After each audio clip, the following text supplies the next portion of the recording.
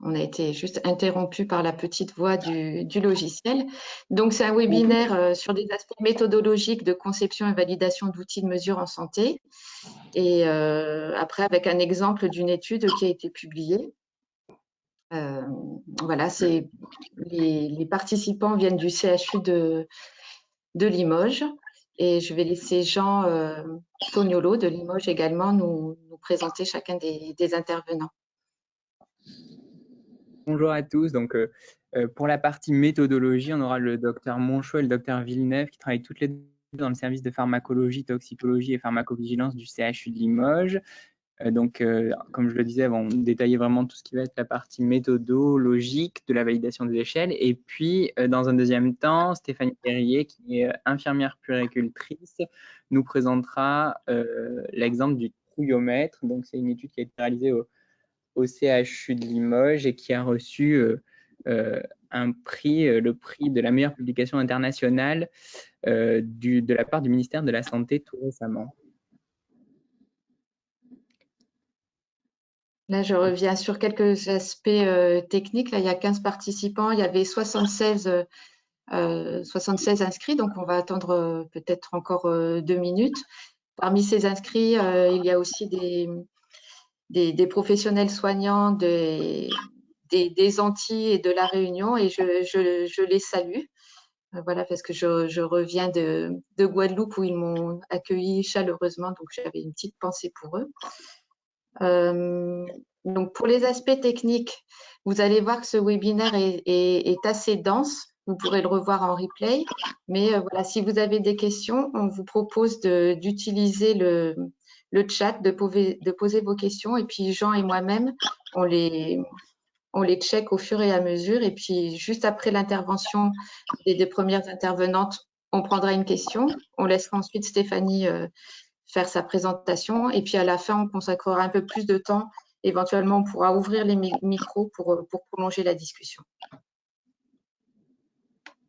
Voilà.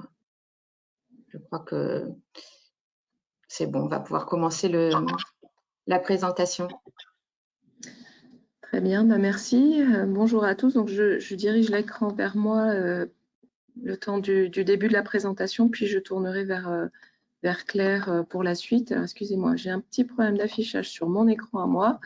C'est pas faute d'avoir testé. Comment ça se fait? Moi, ça y est. Sauf que je n'arrive pas à défiler. On va recommencer. Est-ce que parmi les animateurs, est-ce que vous voyez ma diapo? Oui, on voit parfaitement la première diapo. Parfait. Donc, excusez-moi pour ce petit début un petit peu chaotique. Donc, Caroline Monchot, moi, je suis, comme le disait Jean, praticien hospitalier dans le service de pharmacotoxico du CHU de Limoges. Et donc, je vais très rapidement vous présenter un petit peu le contexte et les généralités sur l'utilisation des échelles en santé. Et je passerai la parole ensuite à Claire Villeneuve, qui vous détaillera un petit peu plus les aspects très statistiques, méthodologiques et statistiques. Donc, en termes de généralité, pour démarrer, on va faire un petit peu de tourisme. Je vous présente un certain nombre de tours et si on les regarde très rapidement, on a l'impression qu'elles se ressemblent toutes et on a un petit peu du mal à les comparer.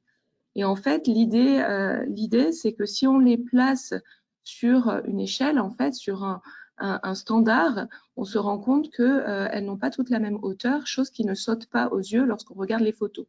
Par ailleurs, si on regarde les photos aussi de manière un petit peu plus détaillée que juste le coup d'œil rapide, on peut se rendre compte que les points de vue peuvent être différents, on les prend de plus ou moins haut, de plus ou moins loin, et ce point de vue est important lorsqu'on va évaluer un petit peu ces hauteurs ou ces tours. Et donc, cette idée que je vous présente là en préambule avec un petit peu de tourisme, en fait, on va l'appliquer au contexte de la santé et des mesures que l'on fait en santé.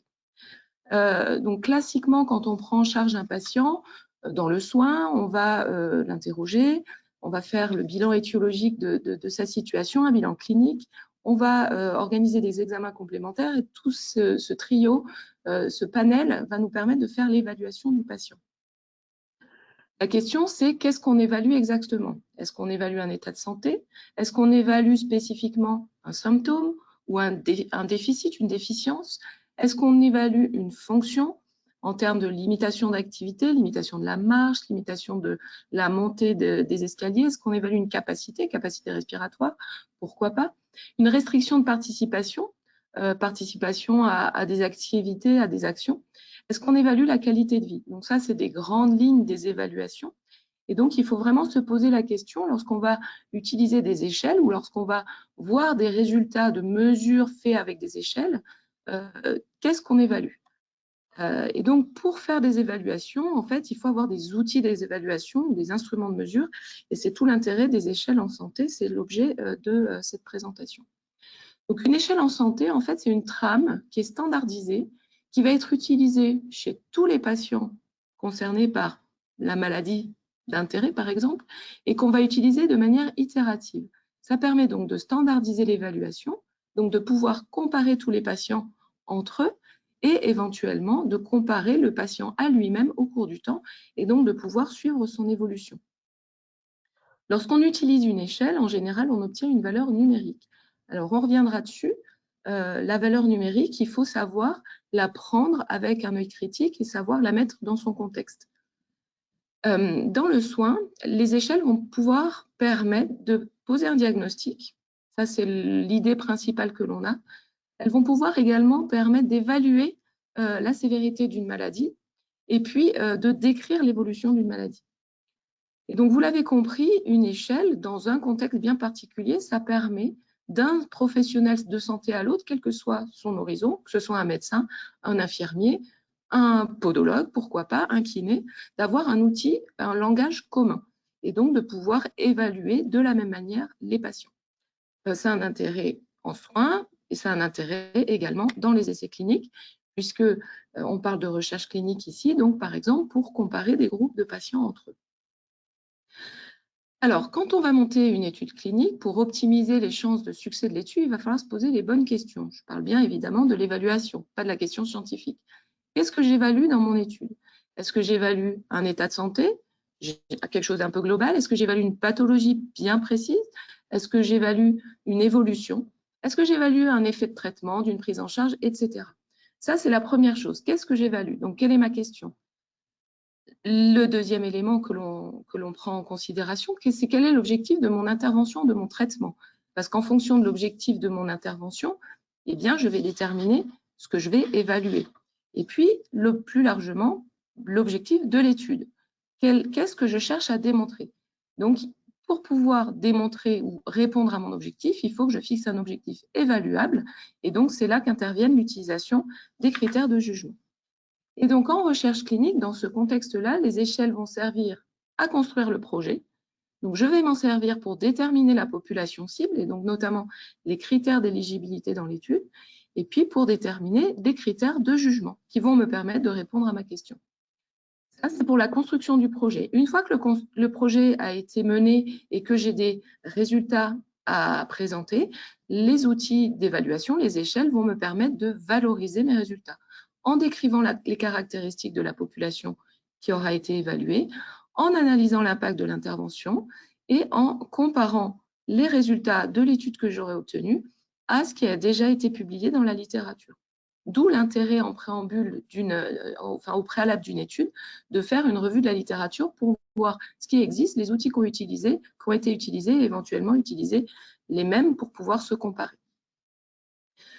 Quoi qu'il en soit, quel que soit le contexte, l'évaluation, qu'elle soit pronostique, diagnostique ou thérapeutique, elle doit être valide, c'est-à-dire étudiée sur les échelles utilisées, validées sur leurs propriétés de diagnostic, de pronostic ou de thérapeutique, et elles doivent être reproductibles, et c'est ce que va vous détailler Claire. Et donc, quand on met en place une étude, il faut non seulement maîtriser la pathologie, mais aussi les outils qu'on va utiliser pour évaluer la pathologie ou les interventions qu'on teste. Alors, comment on évalue? Donc, les échelles en santé, vous l'avez compris, sont des instruments de mesure qui vont permettre d'évaluer un état de santé ou une pathologie et de manière standardisée, premièrement, validée, deuxièmement, fiable et sensible. Ça veut dire que quand l'état du patient change, il faut que l'échelle utilisée soit capable de détecter le changement d'état. Et donc, on va utiliser pour ça des séries de questions ou des séries de tâches ou des séries d'évaluations ou une combinaison de tout ça pour faire une évaluation qualitative ou quantitative d'un concept clinique ou d'une observation. On dispose de tout un tas d'outils qui sont regroupés en 3 types d'instruments de mesure. On a des questionnaires, on a des tests fonctionnels et des classifications cliniques. Et tous ces outils servent à des évaluations par le biais d'échelles. Alors, dans la première diapo, un petit peu touristique, je vous parlais de l'angle de vue. Est-ce qu'on est en haut, en bas, de loin, de près? Si on fait le parallèle avec l'évaluation en santé, en fait, il faut aussi tenir compte de cet angle de vue. Alors, ce n'est pas de plus ou moins loin ou de plus ou moins près, encore que on va prendre en compte qui fait l'évaluation. Et donc, on a déterminé 4 grandes catégories d'outils. On a des critères qui sont des critères classiques, qui sont les Clinician Reported Outcomes, donc les critères évalués par les cliniciens. Ce sont des mesures qui sont faites par des professionnels de santé et qui sont basées sur une observation. Donc, il y a un jugement clinique et il y a une interprétation de signes. Donc, c'est ce qu'on va catégoriser parmi les classifications cliniques ou les questionnaires qui sont construits pour des professionnels de santé pour évaluer des états de santé des patients. Le deuxième groupe d'outils ou de critères, ce sont les critères qu'on dit évalués par des observateurs. Donc là, ça va pas être forcément, non, ça va pas être des professionnels de santé, ça va être tout particulièrement des accompagnants. Et des accompagnants, eux aussi, on peut les amener à travailler sur des classifications cliniques avec des échelles, typiquement des échelles d'évaluation de la douleur, ou selon la grimace que peut faire une personne, et des questionnaires. Troisième catégorie de critères, ce sont les critères de performance. Donc là, on ne retrouve que les tests fonctionnels. Typiquement, le test de marche est un test fonctionnel, j'y reviendrai. Et enfin, dernière catégorie d'outils, ce sont ce qu'on appelle communément les PRO ou les Patient Reported Outcomes. Donc, ce sont des auto-mesures ou des auto-évaluations qui sont faites par les patients eux-mêmes et il n'y a pas d'interprétation par une tierce personne ou par un professionnel de santé. Donc, typiquement, des auto-questionnaires qu'on va fournir au patient et que le patient va compléter tout seul, ce sont des PRO. Alors, très rapidement, les tests fonctionnels, ce sont des instruments qui sont basés sur la réalisation de tâches. Donc, typiquement, on va élaborer, par exemple, des tests qui vont évaluer la mobilité des patients et ça va nécessiter la mise en œuvre d'activités définies par les patients. Ce n'est pas une évaluation subjective puisque là, on a réellement une tâche qui est accomplie avec des objectifs. On va mesurer l'atteinte des objectifs et on va évaluer la performance du sujet à accomplir la tâche. Quoi qu'il en soit, les tests fonctionnels doivent toujours être associés à de la documentation qui décrive la méthode de passation et les modalités d'analyse. Un même test fonctionnel peut être employé dans différentes catégories de patients et va être interprété différemment selon l'impact que l'on cherche à évaluer. Dans tous les cas, l'angle d'évaluation sera le professionnel de santé formé. Et donc, je citais l'exemple du test de marche des 6 minutes.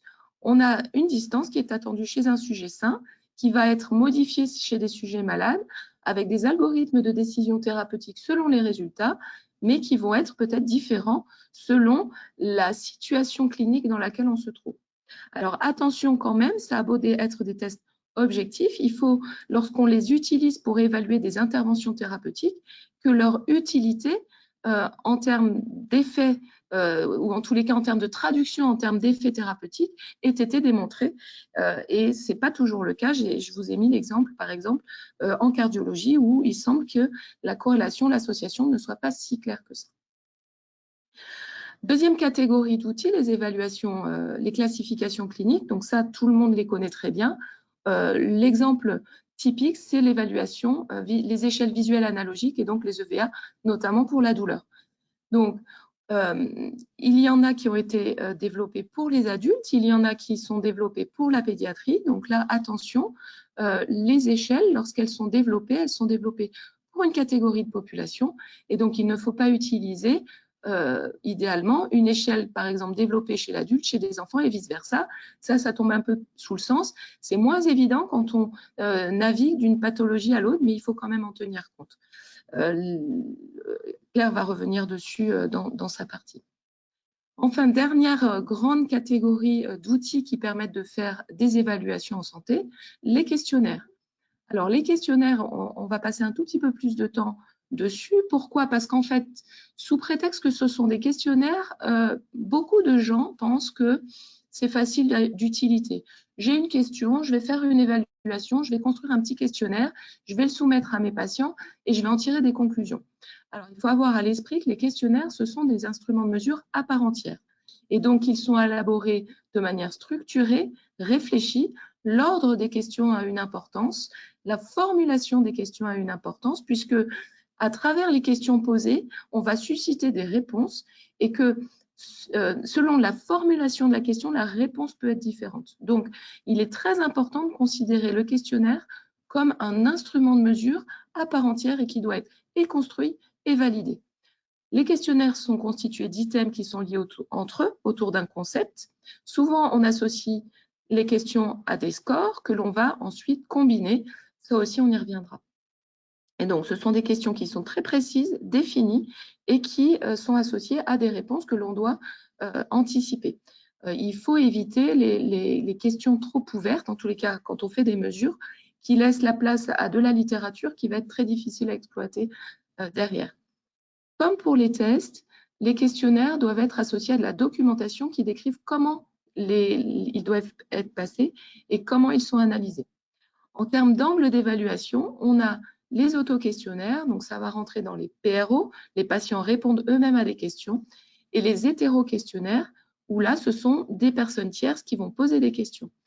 Cet angle de vue est important à prendre en considération également, puisque selon que la personne est seule face à un questionnaire ou face à une personne qui lui pose des questions, elle va y répondre différemment.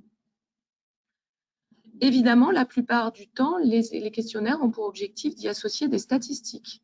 Donc, on associe des statistiques qui vont souvent être quantitatives à un concept qualitatif, et c'est toute la difficulté de l'utilisation de ces questionnaires, et c'est toute l'importance de la validation de ces outils. Comment on va évaluer si un questionnaire est bon? On va regarder ses propriétés psychométriques. Donc ça, Claire va les redétailler. Il faut bien garder à l'esprit que les questionnaires sont développés dans des populations cibles et donc les utiliser dans d'autres populations va impliquer que leur interprétation peut être différente. Et garder également à l'esprit que les questionnaires sont développés dans une langue et dans une culture.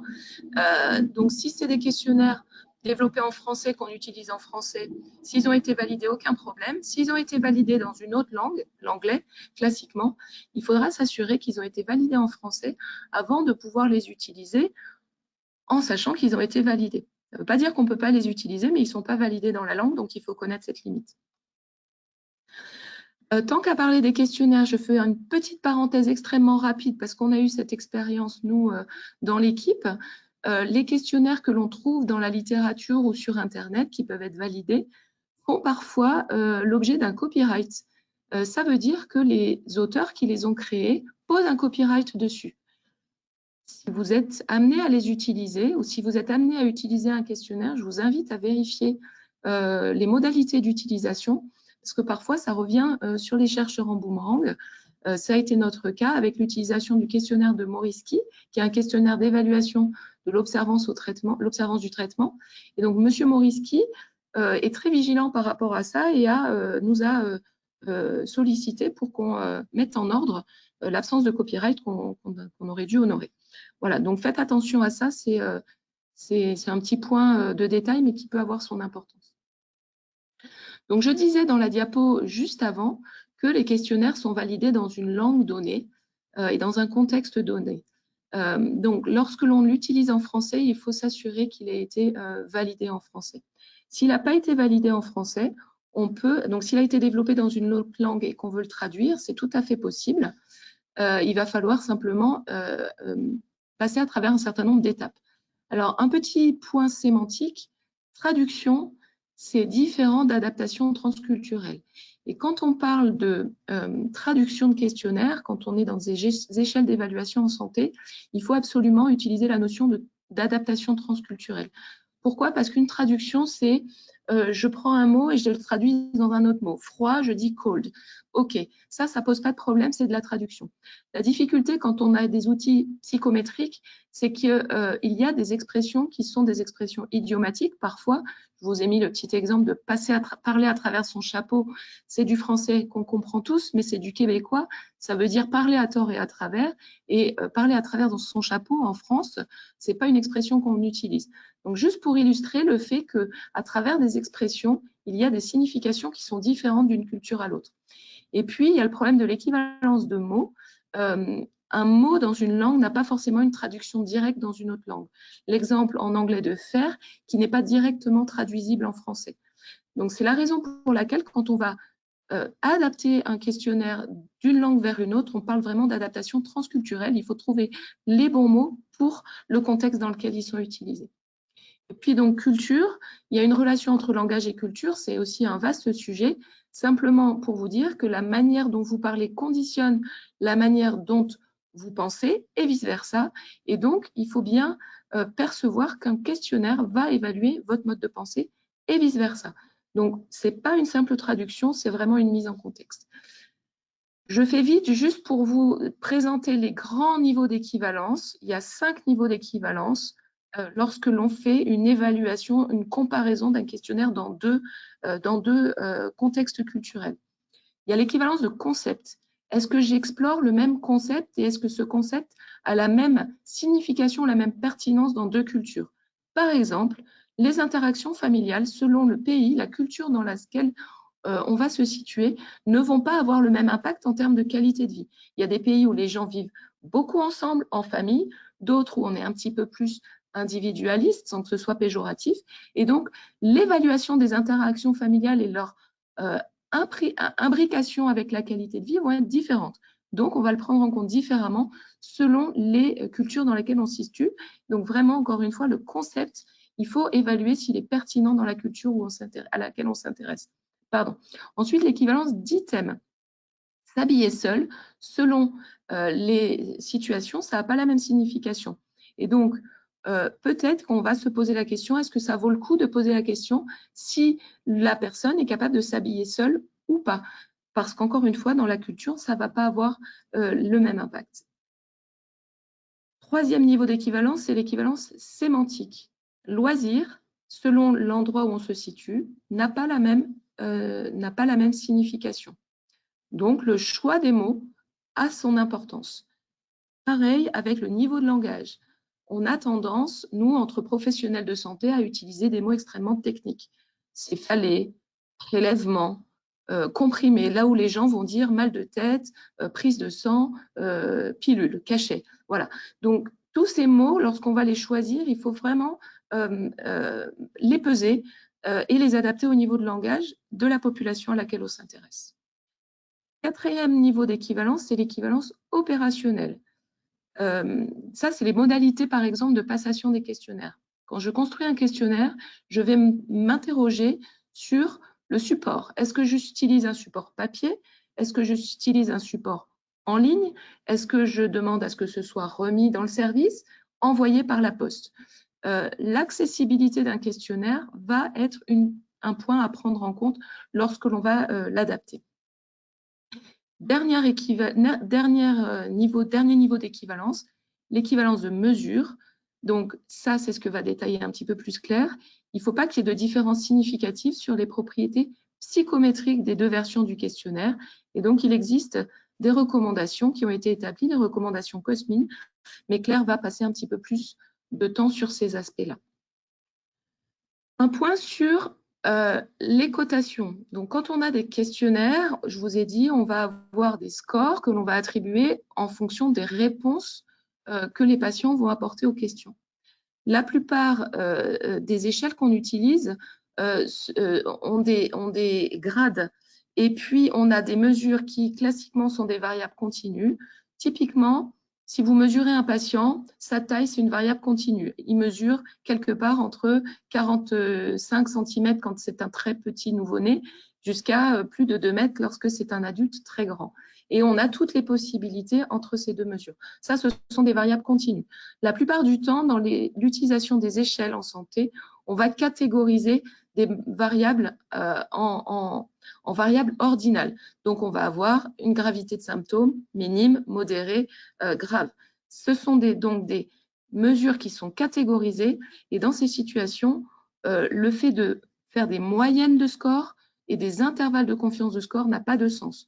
Donc là aussi, dans votre réflexion, quand vous utilisez des échelles, tenez compte de ce point-là. Est-ce que c'est une variable continue que je mesure ou est-ce que ce sont des catégories que je prends en compte?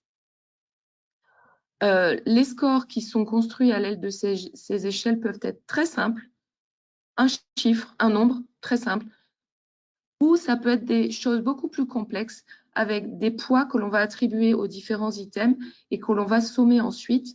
Donc, je vous ai mis quelques exemples, je ne les détaille pas. Si ça vous intéresse, nous sommes tout à fait à votre disposition pour en rediscuter.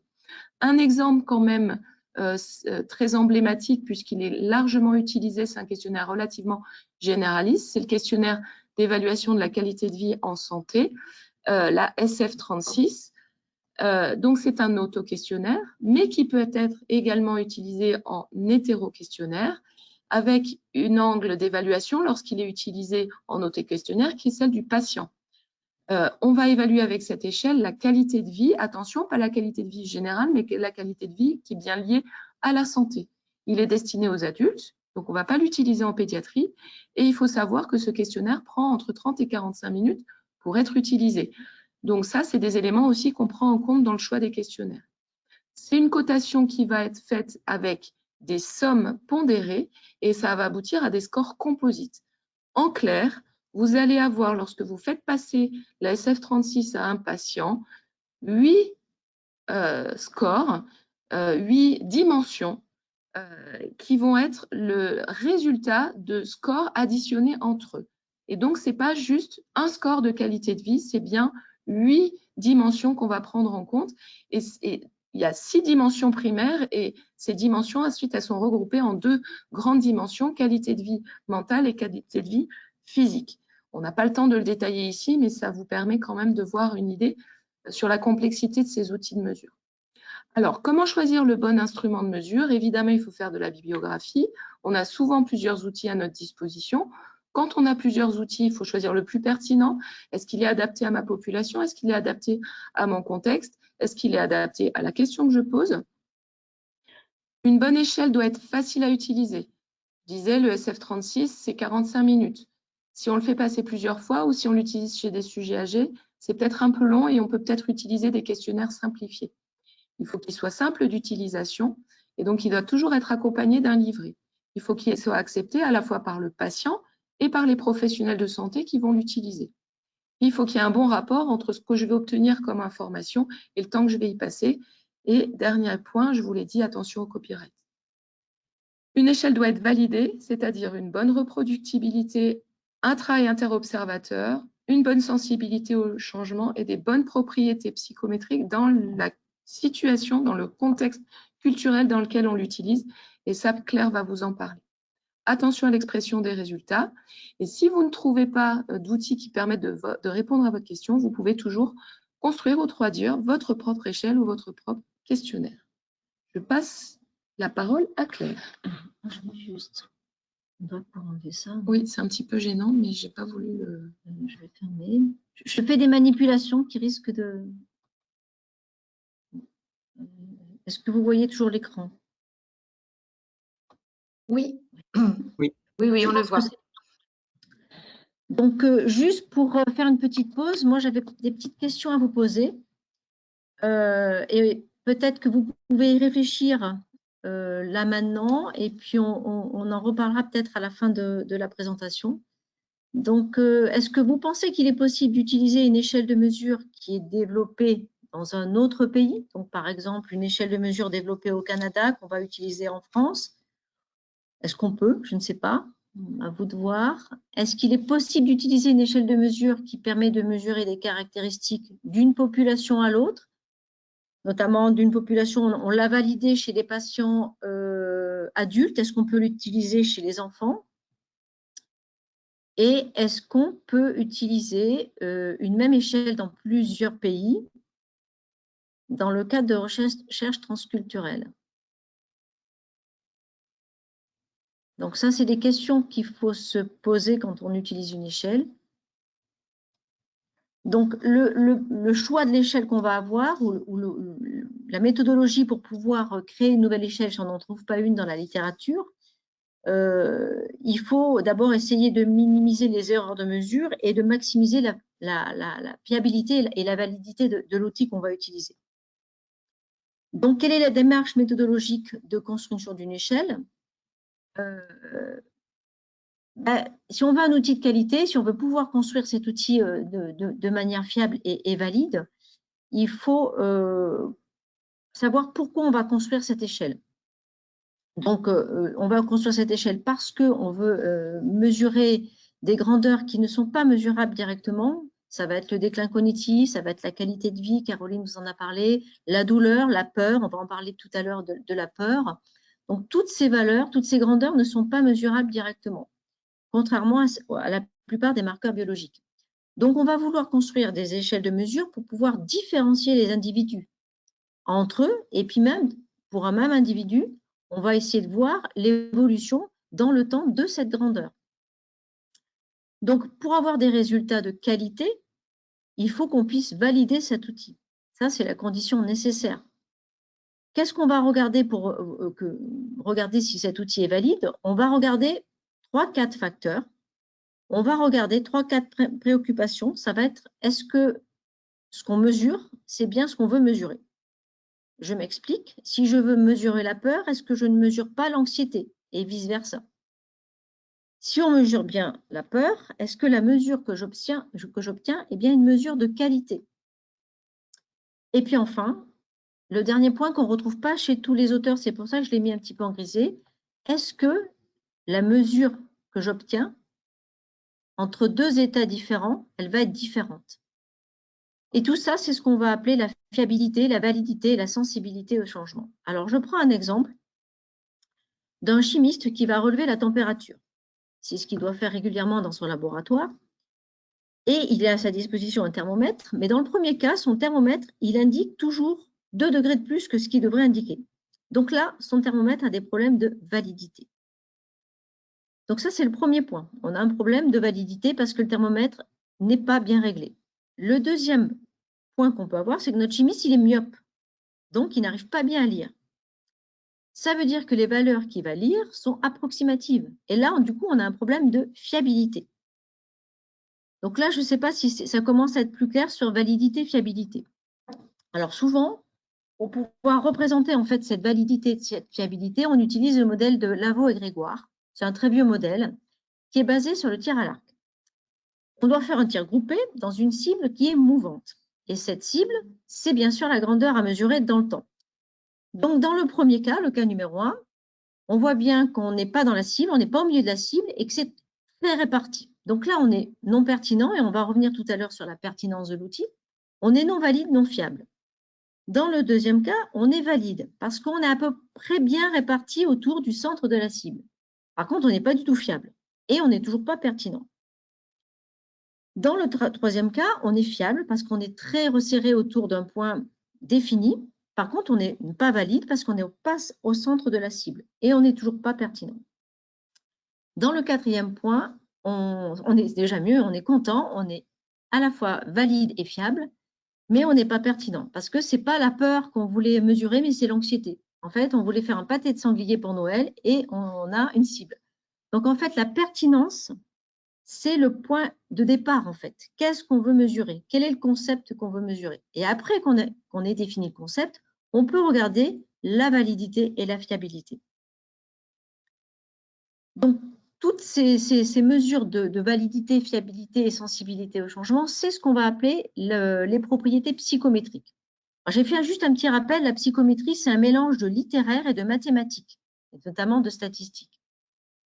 Donc, ces propriétés psychométriques, c'est ce qui va pouvoir nous permettre de dire si l'outil il est fiable et les résultats sont fiables et valides ou pas.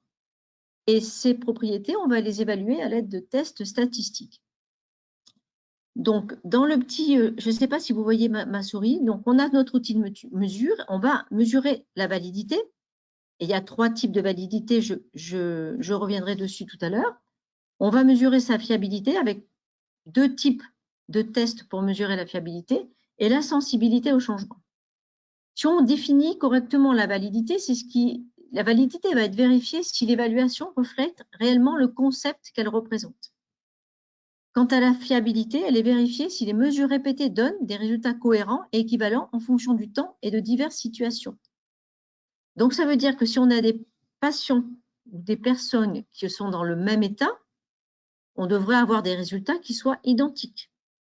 Ce n'est pas que le patient avec lui-même dans un même état, c'est aussi d'un patient à l'autre s'ils sont dans de mêmes conditions et dans un même état. Et puis la sensibilité, c'est ce qui va permettre de discriminer, de détecter des variations entre des états différents, mais qui vont être différents. Je donne un exemple souvent de la SF36. Si vous avez un écart de points de 1 point, l'état n'est pas différent. Donc, en fait, il faut que ça soit cliniquement pertinent aussi. On revient toujours sur la pertinence. Quand on va mesurer de cette fiabilité et cette validité, il va falloir vérifier les sources d'erreurs. Et elles peuvent être nombreuses. Mais on va les rassembler en 2 grandes catégories, les erreurs aléatoires et les erreurs systématiques. La mesure qu'on va obtenir, le thermomètre qui est la mesure de température lue sur le thermomètre, il va correspondre à la valeur vraie, la température de la pièce, plus une erreur aléatoire et une erreur systématique. L'erreur systématique, c'est que le thermomètre il est mal réglé. L'erreur aléatoire, c'est la myopie de notre chimiste. Donc, je reviens sur l'erreur aléatoire, ça représente des problèmes de fiabilité. Ça va être lié souvent à des facteurs de situation particulière. Pour le thermomètre, ça peut être l'humidité, ça peut être la pression atmosphérique. Mais dans notre situation clinique, ça va être plus l'humeur des personnes à qui on va faire passer cette échelle, ou bien la variation des collectes de la collecte de données. Et c'est ce que disait Caroline. Est-ce qu'on va faire ça à domicile, sur centre, en hospitalisation? Est-ce qu'on va faire ça, le patient lui-même va répondre, ou est-ce que ça va être fait par du personnel médical? Bon, voilà, ça peut être le conditionnement de la passation d'échelle va pouvoir induire des erreurs aléatoires. Et puis l'erreur systématique, ça va représenter des problèmes de validité où l'outil de mesure en fait a toujours un écart systématique avec le phénomène qu'on doit étudier, qu'on doit mesurer. Donc dans la démarche de construction, la première démarche, c'est se poser plein de questions qui vont des questions préparatoires à la méthode de construction de cet outil. Donc d'abord, à quoi il va servir cet outil? Dans quel contexte? Est-ce que c'est en clinique, en recherche? Dans quelle population? Pédiatrique, adulte? Est-ce que c'est la variante d'un précédent outil? On a parlé du SF36 qui était très long, il existe le SF12. Donc, il y a des fois des variants, des outils plus courts, mais est-il valide? Quelle forme a cet outil? Est-ce que c'est un outil individuel, en collectif? Ça peut exister aussi. La durée de passation, on en a parlé. Quelle cotation? Donc ça, on en a parlé. Caroline en a parlé aussi. Est-ce que c'est un outil qui va relever quelque chose qui va être unidimensionnel? Par exemple, la douleur. Et encore, la douleur, elle n'est pas toujours qu'une seule dimension. Ou bien un concept plus multidimensionnel, comme la qualité de vie. Donc ça, cette méthode de construction, la plupart des gens utilisent le paradigme de Churchill, qui sont un ensemble de méthodes qui permettent de valider un outil de mesure. C'est basé sur la théorie de la mesure, avec des tests statistiques, et c'est fondé sur le modèle de la valeur vraie, celui que je vous ai présenté précédemment, qui va essayer de diminuer les erreurs aléatoires et les erreurs systématiques. Mais le but de cette construction aussi, c'est être le plus proche de la réalité. Donc, des fois, un outil qui représente très bien le contexte, mais qui n'est pas utilisable dans la réalité, ne va pas être un outil utile, en fait. Donc, ce paradigme de Churchill, alors ça peut faire un petit peu peur, mais en fait, il est en 2 phases. Donc, la première phase, c'est une phase exploratoire. Donc, ici, vous avez les différentes étapes et puis comment on passe d'une étape à l'autre. Et puis, la deuxième, après avoir fait la phase exploratoire, on a la phase de validation. Donc, je vais passer en revue les différentes étapes. La première étape, en fait, ça va être de définir le domaine du construit. Et le domaine, en fait, ça va être qu'est-ce que représente mon concept? Qu'est-ce que je veux étudier exactement? Sur quoi se base mon concept? Le concept, la plupart du temps, c'est une variable latente. On ne peut pas la mesurer, donc elle est latente. La construction de l'outil, on va se demander sur quoi on le base aussi. Est-ce que c'est sur les manifestations? On va appeler donc ça des mesures réflectives. La manifestation, ça va être tout simplement la douleur, l'anxiété, ou bien sur les causes. Et par exemple, sur les causes, ça va être le cas de la non-adhésion, où souvent on va regarder les causes de la non-adhésion pour pouvoir mesurer cette non-adhésion. Est-ce que c'est parce que je suis très occupée? Est-ce que c'est parce que j'ai des effets secondaires? Est-ce que c'est parce que je vais mieux, donc j'oublie? Donc, on va regarder les causes. Et donc là, on va parler de mesures formatives. Et puis, dans cette phase exploratoire, on va regarder combien de dimensions peut avoir le concept qu'on veut étudier. La douleur, est-ce que la douleur, c'est une seule dimension? Donc, cette conception du construit doit être le plus large possible pour cerner au mieux le concept et faire émerger un ensemble cohérent d'items. Donc, si je prends un premier exemple, qui est l'exemple de la douleur, on peut se baser sur différentes approches.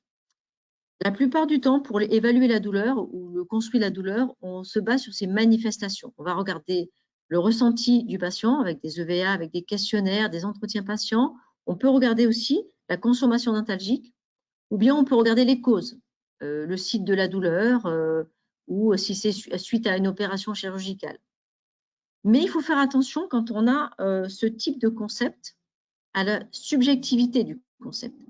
Là, je vous donne l'exemple d'un test qui a été fait par Vautier et son équipe en 2015 sur l'évaluation de la douleur suite à des décharges électriques crescendo chez 2 patients. Alors, je ne sais pas s'ils ont fait ça au hasard, mais ils ont pris un homme et une femme, donc Paul et Julie. Et si vous voyez ici, c'est la quantité de décharges électriques qu'ils reçoivent, donc en abscisse et en ordonnée, c'est le ressenti de la douleur avec le VA. Et vous voyez ici que Julie, donc en bleu, elle a un ressenti de douleur. Au début, elle n'a pas trop mal, puis au bout d'un moment, ça augmente et pour finir, avoir très mal jusqu'à 10. Et puis Paul, comme c'est peut-être un homme, c'est peut-être pas très gentil, mais c'est assez représentatif. Bon, je me moque. Mais Paul, il a tout de suite mal, tout de suite, très mal. Et puis petit à petit, il rejoint Sophie Julie pour aller jusqu'à 10.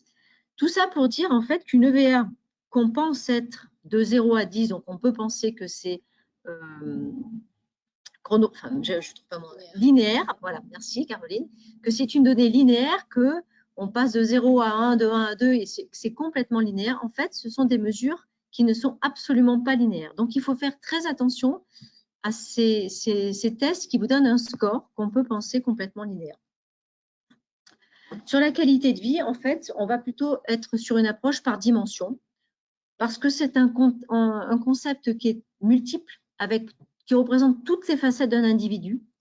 C'est très subjectif, très personnel, et surtout, ça peut être influencé positivement ou négativement par beaucoup de valeurs, notamment des valeurs familiales, religieuses, sociales, culturelles. Donc, ce concept-là, on va le faire par approche, par dimension. Et un troisième point, c'est l'intelligence.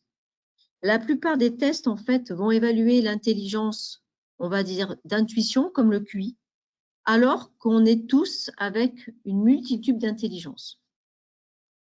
Donc ça, c'est la première phase exploratoire. On est dans la définition du concept. Une fois qu'on a défini le concept, on va essayer de générer nos items. Donc, le but du test, c'est d'avoir un ensemble d'items, donc des questions ou bien une EVA. Et le but, toujours, c'est de différencier les sujets de manière correcte et efficace.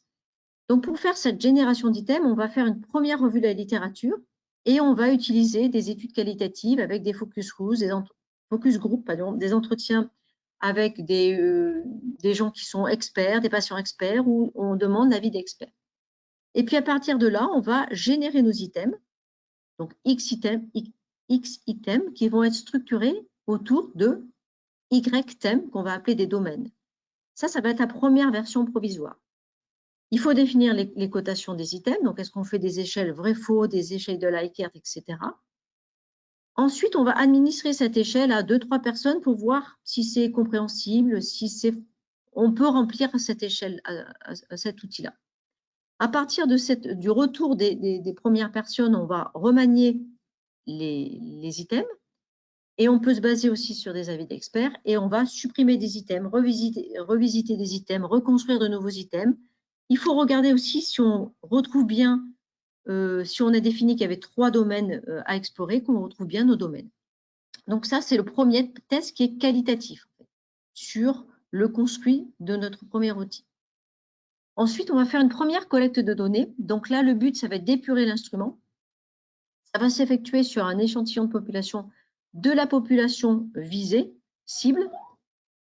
L'échantillon doit être le plus représentatif de la population, mais aussi le plus réaliste. Donc, il ne faut pas non plus partir sur 300 patients. Donc là, on va être sur 20 patients qui vont essayer de tester notre outil.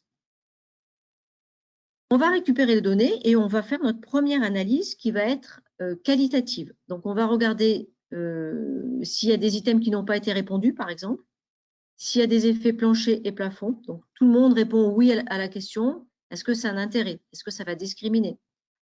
Et puis, on va faire une première analyse factorielle exploratoire pour pouvoir essayer de dégager la structure factorielle de l'outil. Est-ce que notre outil est bien unidimensionnel ou multidimensionnel? On va regarder s'il y a des dimensions qui ne sont pas du tout représentées ou certaines dimensions, on va retrouver une 4e dimension alors qu'on avait prévu d'avoir que 3 dimensions. Donc, il y a peut-être des questions, des items qui ne sont pas bien positionnés. Et donc, ça va nous permettre d'épurer, de reviser l'outil, les échantillons d'items pour une 2e étude exploratoire. Mais s'il est bien comme ça, on va faire qu'une seule étude exploratoire. Mais si on n'arrive pas à avoir un outil correct, on peut faire plusieurs collectes de données et plusieurs purifications d'outils. Juste un rappel sur l'analyse factorielle, ça permet cette analyse de synthétiser l'information, de résumer un grand nombre de variables en petit nombre de facteurs, de faciliter l'interprétation des nuages de points, par exemple, et de faire une analyse des dimensions. Donc là, on a fini notre phase exploratoire, on va passer, maintenant notre outil il est prêt, on est content, on a nos items, ils sont bien classés dans toutes nos dimensions, on retrouve les dimensions qu'on avait à l'origine prévues, donc on est content, on passe à notre étape de validation. Donc on va faire une 2e collecte de données pour confirmer que notre outil est bien valide et fiable. Donc la taille de l'échantillon qu'on va avoir sur cette collecte de données, souvent c'est basé sur la méthode d'Osborne et Costello, mais il faut faire attention parce qu'en fait, le ratio qu'il propose est un ratio de 20 pour 1, c'est-à-dire que pour un outil à 7 items, il faut 140 personnes interrogées. Ce n'est pas toujours faisable. Donc, il faut faire attention, il faut rester dans des choses faisables. Voilà. Si vous avez 1000 personnes à collecter, à interroger, ça ne va pas vraiment être utilisable. Et puis, je fais un petit rappel sur le rappel quand on veut récupérer des données, il faut faire attention au RGPD et aux déclarations à la CNIL, au CPP, et voir s'il y a des choses à déclarer aux autorités compétentes. Donc, on a collecté des données. Maintenant, on va estimer la validité de notre outil. Donc, je vous rappelle que la validité, elle peut être représentée en 3 composantes. La validité apparente, qui est un jugement complètement subjectif de l'outil, qui va être fait ça peut être fait par n'importe qui. On va regarder si on trouve que cette question est bien placée dans la lecture de notre outil. On a ensuite une validité de contenu qui va être fait par des experts. Et les experts vont vérifier qu'un item appartient bien à l'un des domaines mesurés. Donc là, c'est ce qu'on va appeler la pertinence de l'item. On va regarder que le nombre de questions, par exemple, par dimension, reflète bien l'importance de cette dimension. Il est évident quand on a une dimension qu'on veut vraiment bien étudier, on va mettre beaucoup plus d'items dans cette dimension. La difficulté, ça va être de définir l'univers des items, quel item appartient à quelle dimension. Et donc, il va falloir évaluer la représentativité des items. Ça, c'est les experts qui vont faire ça dans la validité de contenu. Et ensuite, on va faire la validité de construit, c'est-à-dire une analyse en composantes principales. C'est aussi une analyse factorielle. À cette validité de construit apparente et contenu, on peut regarder la validité contre critères, donc comparer à un autre questionnaire, par exemple, et on va regarder les coefficients de corrélation de Pearson, par exemple. On peut regarder la validité de trait, par exemple, sur une mesure de douleur, on peut regarder, par exemple, la consommation d'antalgiques, et on peut regarder aussi la validité discriminative, c'est-à-dire en fonction de différents groupes de patients, on doit pouvoir, entre les volontaires sains et puis des patients malades, on doit avoir aussi des différentes de scores.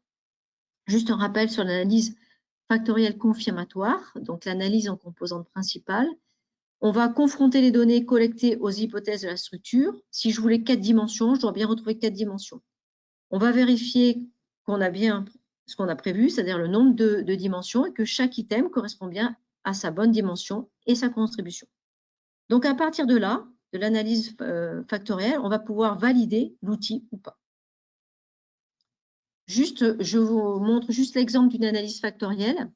Donc ici, on peut avoir un outil avec 4 dimensions. Donc une première dimension ici, une deuxième dimension ici, une troisième ici. Donc c'est ce qu'on avait prévu dans l'outil. 3 dimensions, puis on a quelque chose ici, cet item-là qui est entre les deux. Donc on peut imaginer que cet item-là n'est pas forcément un item à garder dans le futur. Alors là, l'outil, on l'a validé, mais on peut imaginer qu'on peut revalider l'outil en simplifiant sa structure. On peut éliminer comme ça des items qui sont pas du tout, qui n'apportent rien à l'outil en fait. Juste pour expliquer ce schéma, si je retrouve ma souris, vous avez en bas dimension 1, ça veut dire que cette dimension représente 41%, peut expliquer 41% de la variabilité de notre outil. Et la dimension 2 peut expliquer 18% de la variabilité de notre outil. Ça veut dire qu'avec ces deux dimensions, on peut expliquer 60% de ce qui se passe dans notre population, avec la répartition dans nos 3 dimensions.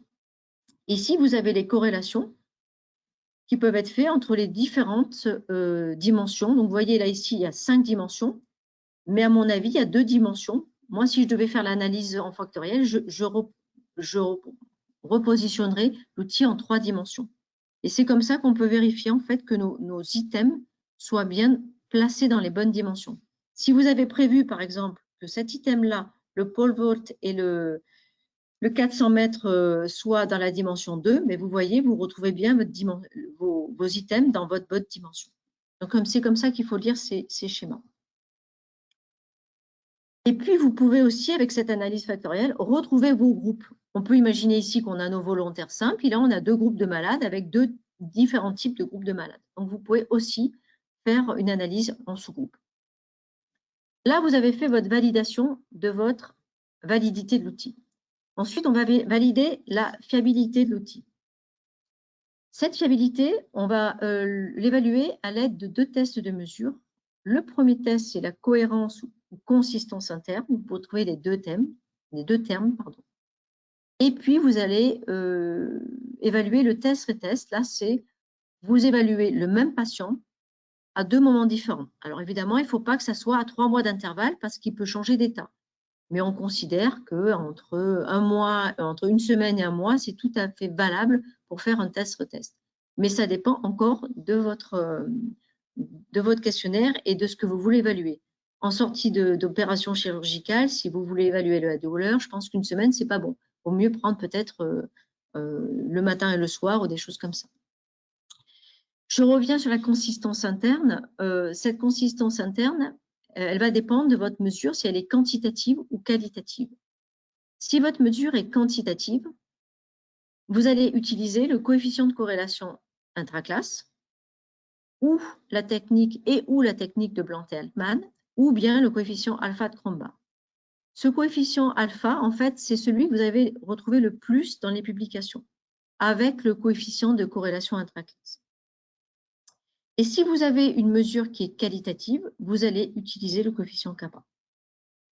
Donc là, je vous ai mis ici un exemple de technique Blanté-Altman, qui est une technique complètement graphique. Donc ici, c'est par exemple, vous avez un outil ou un item qui mesure la qualité de vie avec un item, et là, un deuxième item qui mesure aussi une partie de la qualité de vie. Et donc, vous pouvez voir si c'est représentatif et si ces deux items arrivent à bien évaluer cette qualité de vie, ou cette douleur, ou cette anxiété. Et puis, un rappel sur le coefficient alpha-Cronbach qui permet donc de vérifier la fiabilité. Ça va vérifier la consistance interne de chacune des dimensions, globalement, et globalement l'ensemble de l'outil. Donc, vous avez un premier coefficient alpha-Cronbach qui va vérifier globalement toute l'échelle, par exemple, de qualité de vie ou toute l'échelle de peur. Et puis, une à une, vous allez pouvoir vérifier la consistance de chacune des dimensions. Vous allez considérer que c'est correct si votre coefficient alpha est supérieur à 0,7. Vous allez aussi mesurer la sensibilité au changement, la responsiveness. Donc là, c'est la capacité d'un instrument à mettre en évidence des variations qui sont perceptibles. Donc, si au cours du temps, vous avez des modifications, vous devez pouvoir le voir. Donc, ça permet de différencier la variation, si elle est réelle ou pas, ou si c'est vraiment un bruit de mesure. Et pour ça, vous avez des index de responsiveness. Vous pouvez aussi, dans cette phase de validation, regarder l'effet plancher-plafond, c'est-à-dire le nombre de patients qui ont la valeur la plus basse possible ou la valeur la plus haute possible. Donc, si vous avez beaucoup trop de patients qui ont une de ces valeurs-là, ça veut dire que votre test, il n'est pas très sensible et vous avez votre outil qui perd son pouvoir de discrimination entre les sujets. Et puis, il est intéressant aussi de regarder, de mesurer l'acceptabilité de l'outil. Et ça s'évalue par le pourcentage de données manquantes. On considère que c'est acceptable si le taux est inférieur à 20% sur la totalité des données et pour chaque item. Donc, j'espère que je n'ai pas été trop vite. Donc là, c'est les différentes références pour pouvoir, si un jour vous avez envie de publier, vous baser sur les tests statistiques corrects pour créer un outil de mesure. Il faut qu'on passe la main maintenant. Alors, je vais laisser faire Caroline pour passer la main. Allez, changer de présentateur. Donc, Stéphanie, hop, je vous ai transmis la main. Oui. Alors, ok.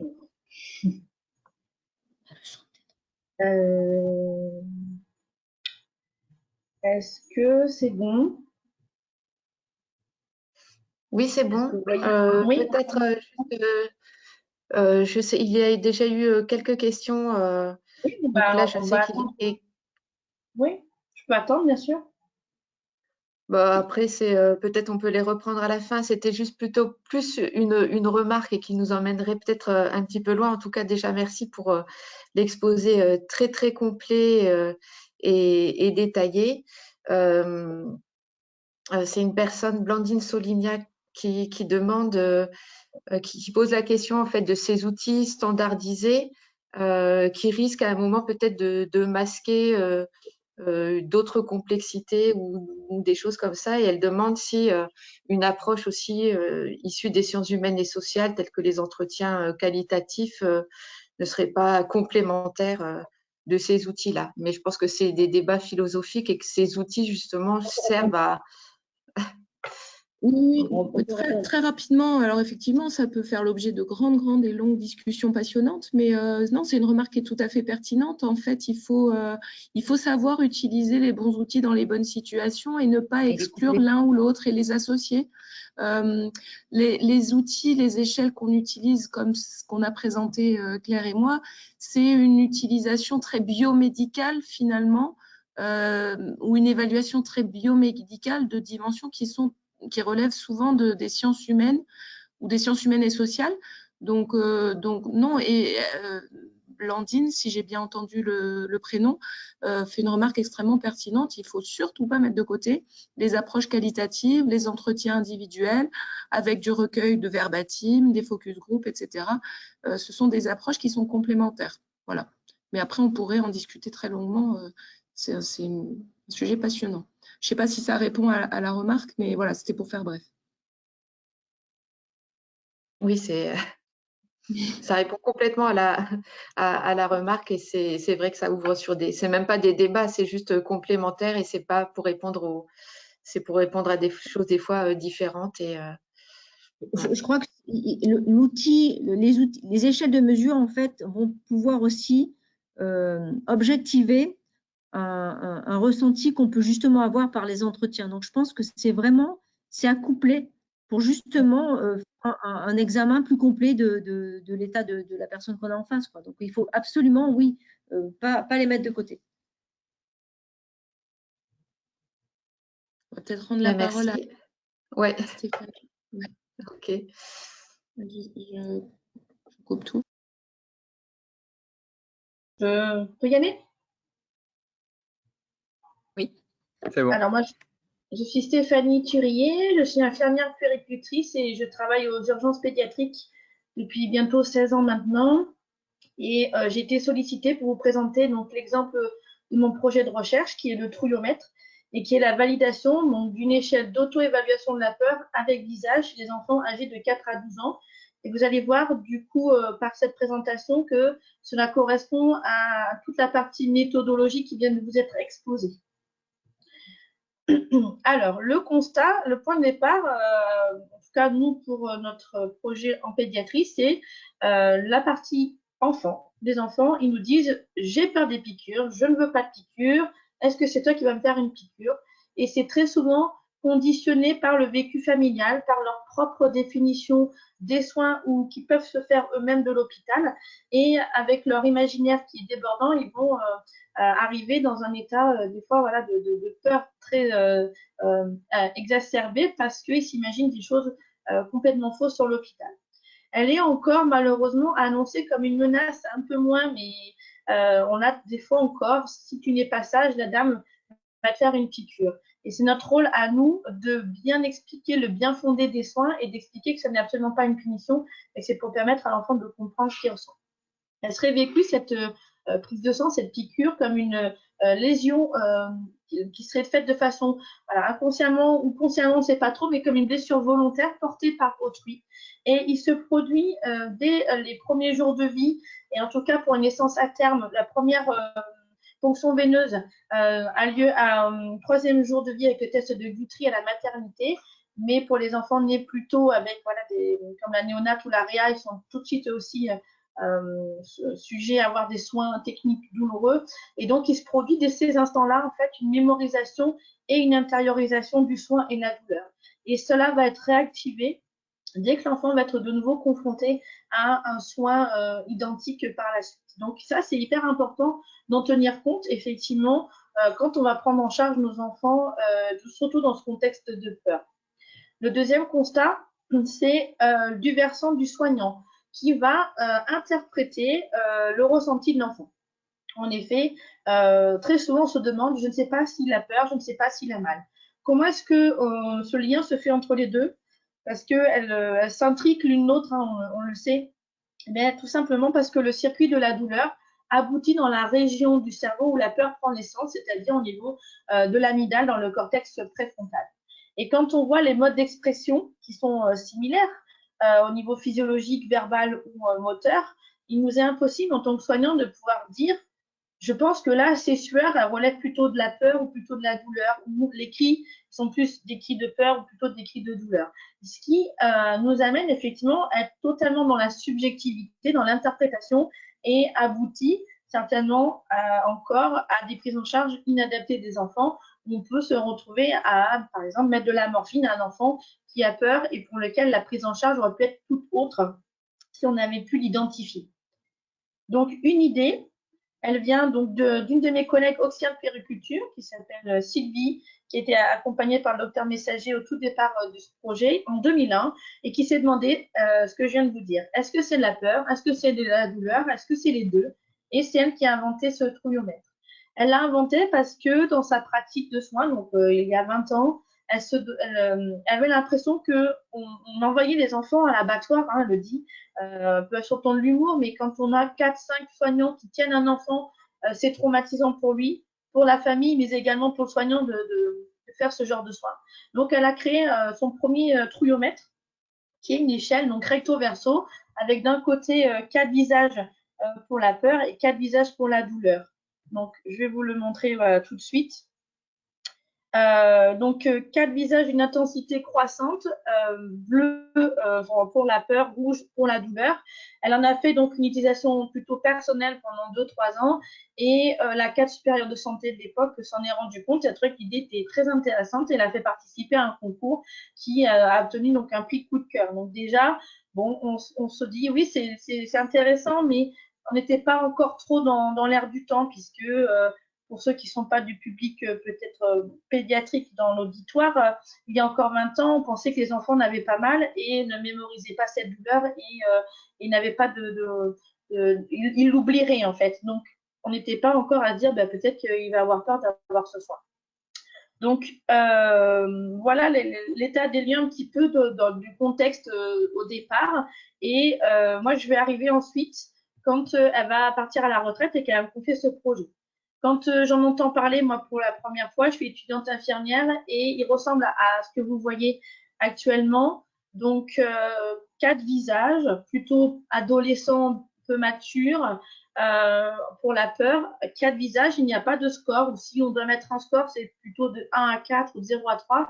Mais il n'a pas été créé avec un score métrique, mais plutôt avec du verbal, de même pas peur jusqu'à très très peur. Et au niveau donc de la douleur, l'échelle que vous voyez qui s'appelle la Face Pain Scale Revised, c'est l'échelle qu'on appelle communément nous l'échelle des 6 visages, qui a été gardée puisqu'elle est validée scientifiquement avec une forte puissance au niveau national et international, et c'est vraiment un gold standard tout autant que le VA chez l'adulte. Vous pouvez voir donc que cette échelle, elle est sympathique, mais il manque un peu de rigueur scientifique dans sa construction. Cependant, une étude pilote a été réalisée quand même en 2004 sur 88 enfants qui devaient avoir une ponction veineuse dans notre hôpital. Malgré le manque de rigueur scientifique dans la conduite de cette étude pilote, il y a 3 éléments qui ressortent et qui ont quand même une preuve scientifique, c'est que les enfants ont plus peur que mal.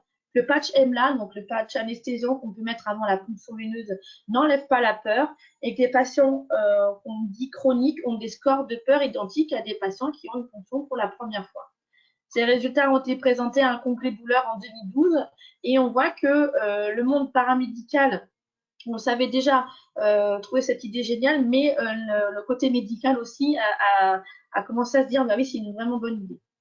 Donc, de ce fait, moi j'arrive en 2012 quand ma collègue part à la retraite et qu'elle me le transmet, qu'elle un beau trésor à prendre soin. Et donc, je me suis attelée à suivre finalement toutes les étapes qu'on vient de vous décrire concernant la création de cet outil.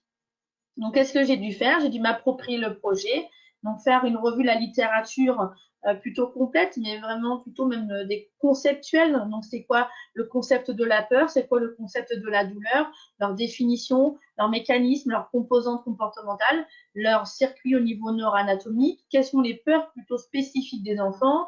Qu'est-ce qui existe comme échelle d'auto-évaluation, d'hétéro-évaluation de la douleur? Est-ce qu'il en existe au niveau de la peur aussi? Quels sont les moyens de prendre en charge ces 2 entités, médicamenteux et non médicamenteux, et aussi la psychologie de ces émotions-là, et voir déjà aussi comment elles sont déjà intriquées entre elles. Dans la revue La littérature, plus d'articles scientifiques, j'ai donc fait une revue en français et en anglais pour voir est-ce qu'il existe déjà des échelles qui sont validées, puisque si elles existent déjà, je ne vais pas refaire le même travail, je vais utiliser celles qui semblent correspondre à mon interrogation.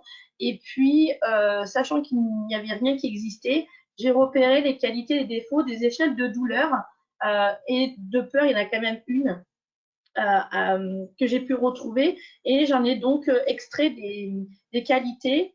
Je vais vous montrer donc juste rapidement un peu ce que j'ai fait comme travail. C'est-à-dire que vous voyez cette échelle qui s'appelle Oucher, qui veut dire aïe en anglais, et donc elle est validée et utilisée plutôt au Canada, États-Unis. Et vous voyez qu'elle est déclinée, donc ça n'est pas, enfin, je les ai collées côte à côte, mais elles sont plusieurs versions différentes selon l'origine ethnique. Donc il y a une version afro-américain garçon, asiatique garçon, asiatique fille, caucasien garçon et hispano-américain garçon. Et donc, moi, ce qui m'avait plutôt dérangé, c'était le fait qu'il y ait des vraies photos, que pour un même score à 2 sur 10, par exemple, l'expression n'est pas identique. Si on compare le petit garçon sur l'échelle afro-américain et avec l'échelle asiatique ou caucasien, ils n'ont pas la même expression. Donc, ça me posait souci. Et puis, nous, au niveau français, on n'a pas pour habitude de mettre en avant une origine culturelle pour prendre en charge à l'hôpital, en tout cas à l'hôpital public d'autant plus. Donc, le côté origine ethnique et genre était quelque chose que j'ai mis de côté. Concernant cette échelle qui s'appelle la Wong-Baker Faces Pain Rating Scale, dans celle-ci, donc il y a bien 6 visages, ça me plaisait aussi. Il y a un score de 0 à 10, mais vous regardez donc le visage de gauche, il a un sourire plutôt à l'extrême qui symboliserait peut-être plus la joie, et tout à droite, il a des larmes. Et est-ce qu'on est obligé de pleurer pour dire qu'on a mal? On sait aussi que les attitudes un peu de prestance des petits garçons pourraient induire finalement une sous-évaluation parce que lui, on lui a dit qu'il ne fallait pas qu'il pleure. Donc, tout ce qui concerne vraiment le côté affectif, pareil, a été enlevé de nos critères. Là, vous voyez, et c'était intéressant puisque ce qui a déjà été dit dans la présentation précédente, cette échelle que vous voyez, elle s'appelle la Children's Fear Scale, mais initialement, c'est la Face Anxiety Scale qu'elle s'appelle. C'est-à-dire que c'est une échelle d'anxiété qui était utilisée dans les unités de soins intensifs pour personnes adultes. Et ce que vous disiez très justement juste avant moi, c'est pas parce qu'elle est validée chez les adultes qu'on peut la transposer finalement en pédiatrie. Et puis, si c'est une échelle d'anxiété, ce n'est pas une échelle de peur. Même si elles sont cousines, ce n'est pas la même chose. Et puis, donc, ce qui m'embêtait, c'est qu'il n'y a que 5 visages. Donc, le score n'est pas clairement identifié. Est-ce que c'est 0 à 4? Est-ce que c'est 1 à 5? Et comme vous pouvez le voir, elle ressemble assez fortement. En tout cas, si on prend l'outil rapidement dans la poche, le soignant risque de confondre et de faire un mauvais usage de cette échelle-là. Donc, voici ce qu'il est ressorti, c'est que les propriétés qu'on voulait, c'est que ça soit une échelle avec des visages. Comme ça, les enfants, ils n'ont pas besoin de savoir compter pour l'utiliser. Et il semblerait que les enfants préfèrent, pour leur auto-évaluation, des échelles avec visages et qu'elles seraient plus fiables. On a donc épuré les visages pour qu'ils n'expriment que l'émotion identifiée, donc la peur, et on a enlevé tout ce qui pouvait être parasite, comme le nez, la langue, comme on avait sur les précédents dessins, les taches de rousseur, etc. Et on a gardé juste l'orientation des sourcils, des yeux et de la bouche, et pour que le sujet soit vraiment concentré que sur ces items-là. Ensuite, voilà, je viens de vous le dire, qu'il soit neutre en termes de genre et d'origine ethnique, qu'il soit identification par tous. Et donc, c'est pour cette raison, entre autres, qu'on a choisi une couleur neutre. On ne voulait ni rose ni bleu, qui dans l'inconscient collectif symbolise quand même encore toujours filles et garçons. Mais surtout, au départ, j'avais choisi la couleur comme l'expression française vert de peur. Il s'est avéré dans ma revue de la littérature que cette couleur, effectivement, a 2 composantes. Une positive qui représente le calme, la nature, le fait d'être voilà, protégé, rassuré. Et puis, une composante plutôt négative qui symbolise la peur. Et on sait que, si vous rappelez vos dessins animés d'enfants, les méchants ont souvent des animaux un peu pas très beaux et ragoûtants qui sont verts. Les animaux un peu dangereux, les crocodiles, les grenouilles, les choses qui nous font un peu peur sont de cette couleur-là. Et donc, le vert de notre échelle va suggérer la peur, mais sans la provoquer. C'était important, effectivement, d'avoir ce paramètre-là. Et puis, donc, 6 visages pour avoir un score de 0 à 10, ce qui permet d'avoir une standardisation et un langage commun et universel pour nos cotations, puisque l'intérêt, c'est de pouvoir effectivement s'intéresser à ces 2 composantes et voir finalement, si je m'intéresse à la peur, quel va être le score réel, finalement, de la douleur au niveau somatique, mais aussi m'intéresser à la peur du soin et à la douleur du soin. Et puis, on l'a voulu donc ludique et simple d'utilisation qui puisse voilà, convenir à la fois à l'enfant et aux soignants dans leur utilisation pratique au quotidien. Dans la partie donc, design de l'échelle, donc je me suis intéressée aux travaux de Ekman qui a travaillé sur l'expression des émotions au niveau du visage et il a travaillé sur les 6 émotions fondamentales qui sont la joie, la peur, la colère, la tristesse, le dégoût et la surprise. Et à partir de cela, il a développé ce qu'on appelle le Facial Action Coding System. Et donc, ces 6 émotions fondamentales sont constituées d'unités d'action. Et on voit avec un petit encart en bas que la peur est constituée de 6 unités d'action et qui va vous permettre, mais comme vous pouvez voir au niveau des petites photos, si vous prenez le temps de regarder l'orientation des sourcils, l'ouverture des yeux, l'ouverture de la bouche, on voit bien la différence entre la colère, par exemple, et la peur. Et effectivement, sans s'en rendre compte, on peut, quand on croise quelqu'un dans la rue, dire ah oui, celui-là, il a l'air en colère, ou celui-là, il sourit, ou celui-là, il a l'air triste. Parce qu'on a identifié au niveau de l'orientation de ces 3 éléments-là que ça correspondait à cette émotion en particulier.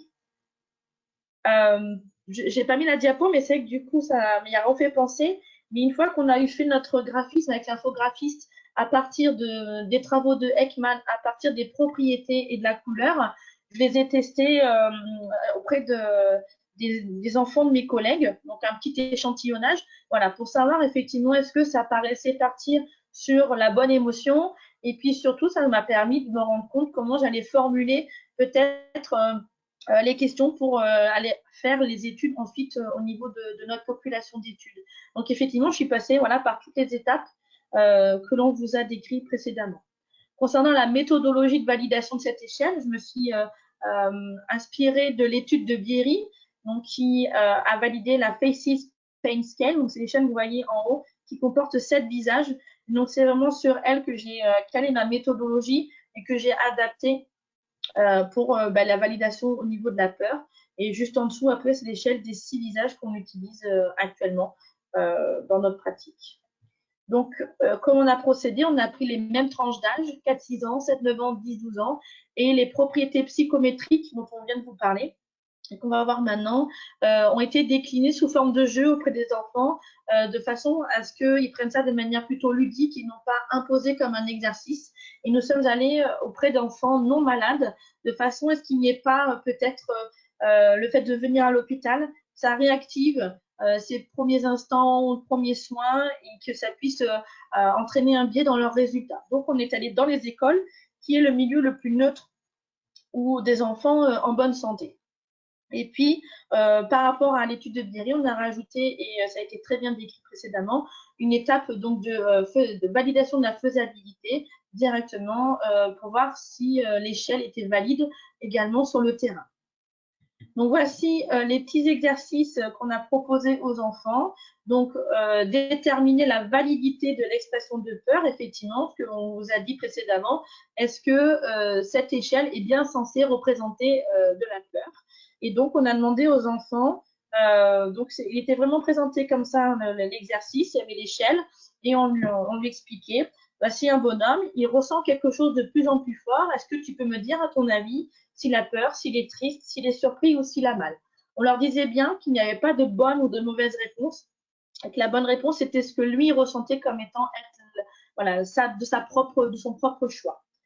Ensuite, on a évalué la gradation d'intensité de l'expression de peur de l'échelle, c'est-à-dire qu'on a demandé aux enfants d'avoir, ils ont les petits encadrés devant eux et ils devaient recoller les petites gommettes dans ces encarts-là, dans l'ordre décroissant, donc de celui qui a le plus peur vers celui qui n'a pas peur du tout. Concernant la partie discrimination, donc j'ai dissocié les visages, on a constitué donc 15 paires, et les enfants, pour chaque paire, devaient identifier le visage qui exprimait la plus grande peur, ceci afin de voir si 2 visages proches côte à côte étaient vraiment bien distincts l'un de l'autre. Concernant l'égalité des intervalles, c'est-à-dire est-ce que l'intensité entre chaque visage augmente de façon identique, on avait donc une version agrandie de l'échelle visuelle analogique où étaient déjà positionnés les visages des extrêmes, donc pas peur du tout et très très peur, et les enfants avaient à leur disposition les 4 vignettes intermédiaires et ils devaient les recoller à l'intérieur de ce triangle. Il leur était précisé que ce triangle représente la peur et ils devaient coller à l'intérieur chaque petit visage selon l'intensité de peur que chaque visage exprimait, et là toujours selon eux. Et ensuite, on a mesuré les distances en centimètres par rapport à notre visage tout en bas et pour avoir un point de comparaison avec des intervalles attendus. Ensuite, concernant la reproductibilité de cette échelle d'auto-évaluation, Donc, on a fait une première évaluation tout de suite après les 4 premiers exercices. On leur a demandé de s'auto-évaluer dans ces 6 situations. C'est-à-dire, si jamais, voilà, quand tu as déjà été à la mer, ou si tu dois aller à la piscine, ou quand tu es dans le noir, ou si tu dois avoir une piqûre, ou en présence d'un chien, s'il y a de l'orage, ou s'il y a une araignée devant toi, est-ce que tu peux entourer le petit bonhomme, le petit visage qui ressent la même peur que toi? Et ensuite, cet exercice-là, nous sommes venus le refaire une deuxième fois 15 jours après pour voir la sensibilité de chaque enfant à se réévaluer de la même manière. Et donc, ça a été évalué par le score de CAPA pondéré. Donc, la faisabilité, qu'est-ce qu'on a fait? Donc, les enfants qui venaient en consultation dans le service des urgences pédiatriques, donc l'étude leur était proposée à partir du moment où ils rentraient dans la tranche d'âge de 4 à 12 ans et qui répondaient aux critères d'inclusion. Et le binôme infirmier et auxiliaire de puériculture observe l'enfant qui rentre dans le poste d'accueil et lui attribue de façon individuelle chacun et indépendamment l'un de l'autre, les 2 soignants, un score à partir du trouillomètre. Et il devait dire, je pense qu'il a peur par exemple à 6 sur 10 et son collègue faisait la même chose de son côté.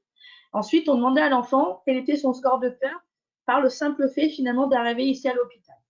Et ensuite, ces scores ont été croisés, c'est-à-dire qu'on a comparé le score de l'enfant avec le score du soignant 1, le score de l'enfant avec le score du soignant 2 et les 2 soignants entre eux.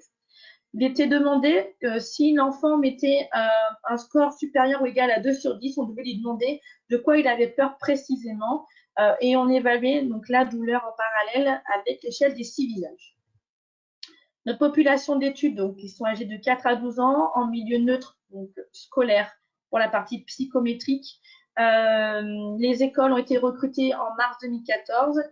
L'inspecteur académie a donné son autorisation en septembre.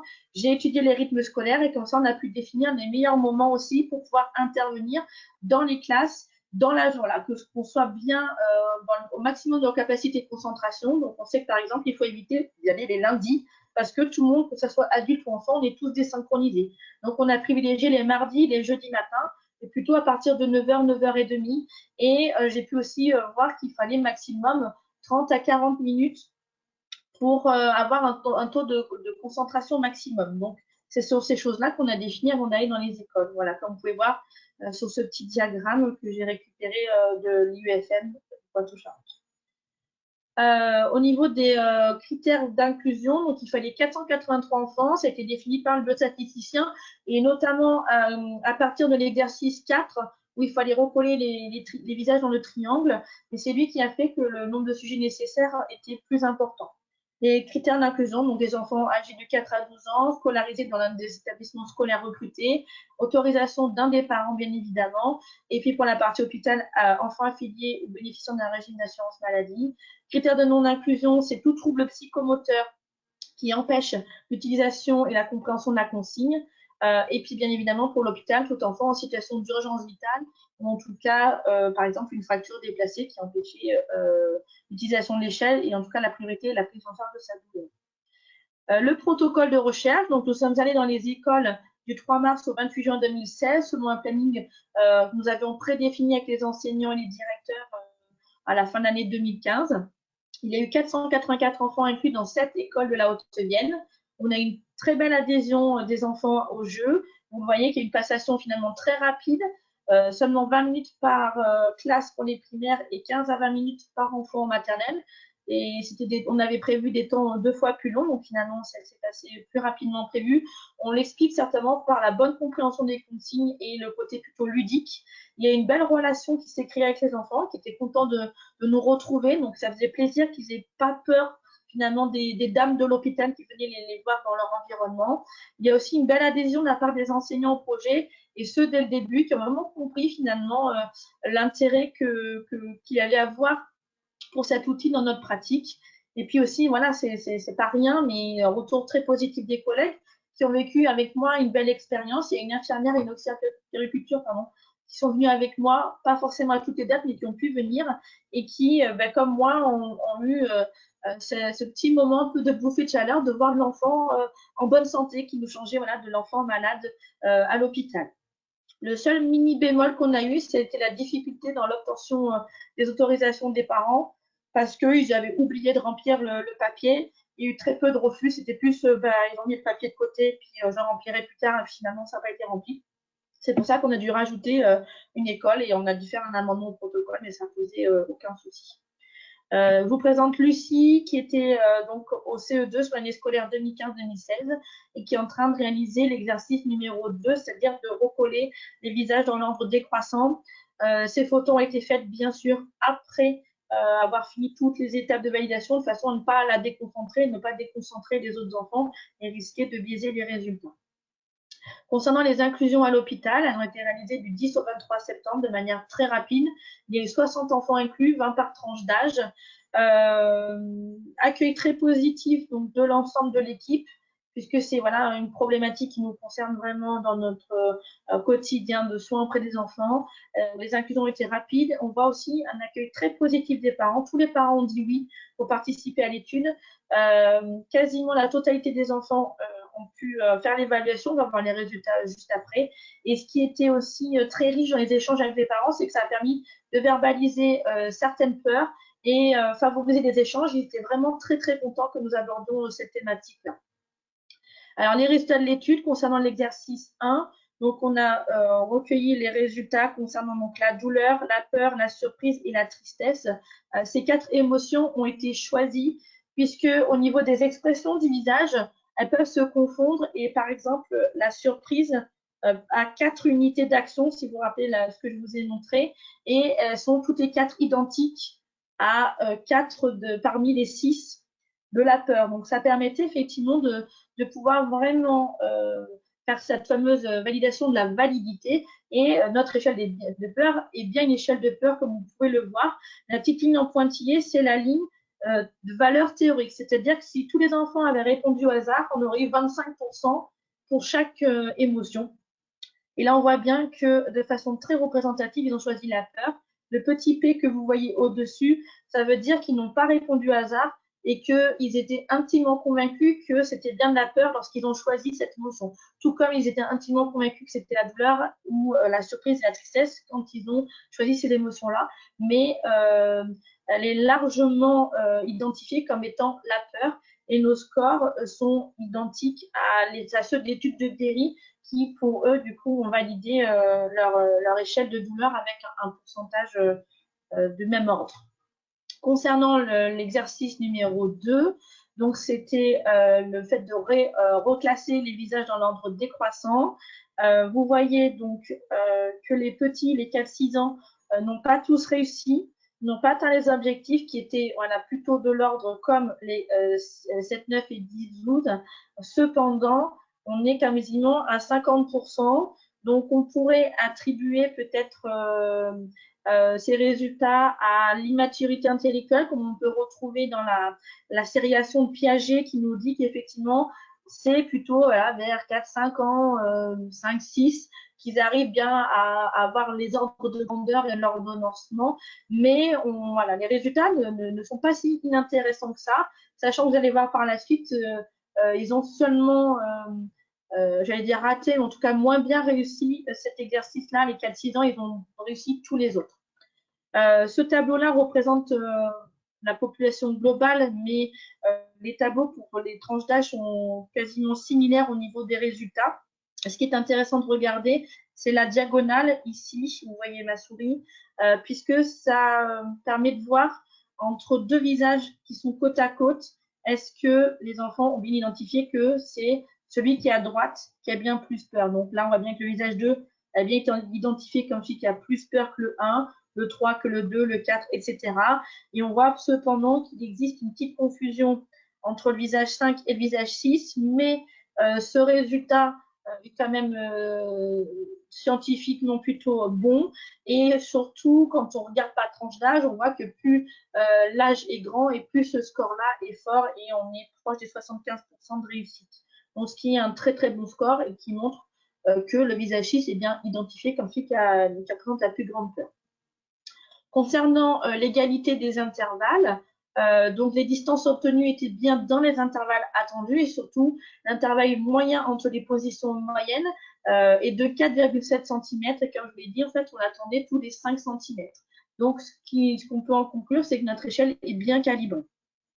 Concernant la reproductibilité, donc la capacité de se réévaluer à 2 temps différents, c'est avec le score de Landis et Corr, je ne sais pas si ça se prononce comme ça. Et en fait, on va voir si c'est la concordance est faible, modérée, importante. Et en fait, pour toutes nos catégories et toutes les tranches d'âge, les résultats sont de modéré à important, ce qui est très très bien pour une échelle qui évalue une émotion qui va être fluctuante dans le temps, que ça soit dans une même journée ou dans une même heure. Et ce qui est très important, et je vous l'ai mis, c'est que la peur de l'hypothétique piqûre, on voit que le score de concordance, il est donc important, il y a une forte valeur dans les termes de résultats, que ça soit pour n'importe quelle tranche d'âge. C'est-à-dire que s'ils avaient 0 à la première fois, ils ont mis 0 à la deuxième fois ou 8 entre les deux évaluations, c'était les mêmes scores. Et donc, on voit que cette concordance, vraiment que pour cet item-là, il est important dans toutes les tranches d'âge. Donc, c'est quelque chose qui, effectivement, est intéressant, d'autant plus concernant notre suite à l'hôpital. Et effectivement, on montre bien que ces enfants ont peur de cette piqûre. Qu'est-ce qu'on voit à l'hôpital? 95% ont réussi à auto-évaluer leur peur avec l'échelle. Seulement 3 enfants n'ont pas réussi. Ils étaient âgés de 4 et 5 ans. Et ce qui rejoint finalement notre argument de c'est certainement dû à l'immaturité intellectuelle. Et ils retombent dans la tranche d'âge de nos 4-6 ans qui ont moins bien réussi l'exercice d'ordonnancement. L'hétéroévaluation entre les 2 soignants est très concordante. Aucun ne s'est jamais concerté et finalement, on est plutôt d'accord à dire il a l'air d'avoir peur ou il a l'air de ne pas avoir peur. Et par contre, on voit que la concordance est vraiment faible entre l'évaluation de l'enfant et avec chaque soignant, ce qui prouve finalement la subjectivité du soignant et ça nécessite donc de posséder une échelle d'auto-évaluation. Et ça confirme surtout que notre échelle est bien une échelle d'auto-évaluation et non pas d'hétéro-évaluation. Alors, la suite maintenant, donc à l'issue de l'analyse de ces résultats scientifiques, statistiques, on en conclut que notre trouillomètre est valide et utilisable du coup chez les 7-12 ans et que les résultats étant un peu plus nuancés pour les 4-6 ans, ils sont quand même exploitables. Donc, on peut proposer une utilisation adaptée, bien sûr, selon les capacités et la maturité intellectuelle de l'enfant. Mais pourquoi pas envisager sinon une échelle plutôt simplifiée. C'est des choses qui vont, avec la pratique future, se réfléchir. On l'utilisera dès le repérage de manifestations comportementales et bien sûr de façon conjointe et combinée avec une échelle d'évaluation de la douleur. Et puis bien sûr, l'idée c'est de ne plus interpréter mais de le lui demander. J'ai mis une liste non exhaustive mais de soins dans lesquels on va pouvoir l'utiliser, qu'ils soient invasifs ou non, douloureux ou non. La radio, des fois, leur fait peur, donc c'est important effectivement de penser à des soins qui peut-être nous paraissent anodins, mais qui ne l'est pas pour eux. Donc voilà, ça va certainement amener derrière à ce que je vous l'ai mis en gros une appropriation de la part des soignants qui vont l'utiliser dans leur secteur de soins. Donc le principe, ils vont avoir la réglette et au dos la consigne comme c'est le cas pour l'échelle de douleur et donc ils vont demander à l'enfant de montrer le visage qui représente la peur qu'il ressent et par en dessous on a une petite aide supplémentaire. Donc dès qu'il montre le deuxième visage, faire préciser l'objet de la peur et on lui oriente vers des petites pistes de prise en charge de cet enfant. Donc ça peut être l'expliquer le soin ou le parcours à nouveau, utiliser pourquoi pas des supports ludiques pendant le soin ou la distraction, l'hypnalgésie. Ça n'enlève en rien effectivement le fait d'utiliser pourquoi pas le méopa si c'est nécessaire, qu'on voit que l'enfant est vraiment trop bloqué dans sa peur qu'il ne nous écoute pas et qu'il n'entend pas tout ce qu'on peut lui proposer comme stratégie. Pour l'instant, et je pense que ce ne sera pas le cas, il n'y aura pas de protocole comme pour la douleur. C'est-à-dire que chaque enfant est quand même unique et avec son histoire et son parcours. Et peut-être qu'il aura peur à 10 sur 10 et le simple fait de lui montrer sur un livret ludique ou un poster en salle d'attente va permettre de faire baisser sa peur à 0. Donc, c'est pas parce qu'il aura 10 que d'emblée, on va lui mettre du méopa. Ça va être vraiment dans le fait de comment je m'intéresse à l'enfant, comment je lui montre que j'ai l'impression qu'il a peur et qu'en fait, je le considère déjà et que ça peut, à mon avis, commencer à créer une relation de confiance entre les deux et à l'aider à avoir déjà moins peur. Concernant donc la publication, je suis passée par un que j'estime long parcours puisque ça a commencé en janvier 2020, notamment par un appel à publication par The Lancet qui m'a été relu mais pas publié. Puis je me suis orientée sur l'International Journal of Nursing Studies où ils m'ont refusé immédiatement, puis vers Pain. Donc après, je me suis orientée vers l'European Journal of Pain qui m'a dit non aussi, mais ils m'ont relu et ils m'ont dit de m'orienter plutôt vers une revue pédiatrique. Et donc, je me suis orientée vers la Journal of Pediatric Nursing qui a accepté mon manuscrit et qui l'a publié le 14 mars dernier. Cet article a obtenu le prix de la meilleure publication scientifique internationale remis au ministère de la Santé le 10 octobre dernier. Donc, c'est effectivement une belle mise en valeur de ce travail, une belle récompense et ça permet voilà, de confirmer un petit peu ce que j'ai toujours été convaincue, effectivement, que cet outil va avoir une plus-value pour la suite dans notre prise en charge auprès des enfants, puisqu'effectivement, ça ne s'arrête pas à la publication, cet outil va nous être utile. J'ai communiqué dans différentes instances, notamment au 12e symposium de la douleur en Suisse, où voilà, j'avais déjà des collègues de Norvège et de Suède qui s'intéressent à ce sujet. L'Uruguay a été voilà, très, très intéressé, notamment dans le centre de Grand Brûlé de Montevideo. J'ai pu présenter à une conférence en visio pour la 5e édition de Pratique et Sciences infirmières qui se déroulait à New York. Je suis allée à Poitiers et puis je suis allée également à Ottawa pour le congrès du CDF afin de présenter ce travail. Et maintenant, la suite réelle, c'est de pouvoir diffuser cet outil à l'ensemble des services de l'hôpital mère-enfant de Limoges, y compris la radiologie, bloc et salle de réveil, donc vraiment tout le parcours des enfants, avec bien sûr une réflexion d'une formation à proposer aux soignants, parce que le but n'est pas de donner un outil et que on sorte vraiment du champ de son utilisation tel qu'il a été validé et d'après ses compétences et ses qualités psychométriques. Donc, le plan de formation a été travaillé. On va certainement pouvoir, j'espère, au courant de début 2023, proposer les réglettes autre qu'à l'HME avec cette formation et pourquoi pas diffuser vraiment l'information de la disponibilité de cet outil sur le site Pédiadol, qui est un site de référence pour les professionnels concernant la douleur de l'enfant avec les protocoles et autres stratégies. Et puis, donc voilà, comme je dis, réactivation de réseaux de contacts. Et puis, ben, certainement, je prends des contacts avec mes collègues qui ont fait la présentation précédente, puisque j'ai eu des sollicitations de la Turquie qui veulent justement voir la validité, la faisabilité du trouillomètre auprès de la culture turque. Et donc, certainement, voir si peut-être la couleur verte et cette validation psychométrique collent à leur culture. Voilà, donc ces différents éléments-là qui sont en devenir. Donc, j'ai terminé ma présentation. J'espère que j'ai été assez claire. Et je suis disponible aussi pour répondre à des questions, que ce soit maintenant ou même par mail plus tard s'il y a besoin.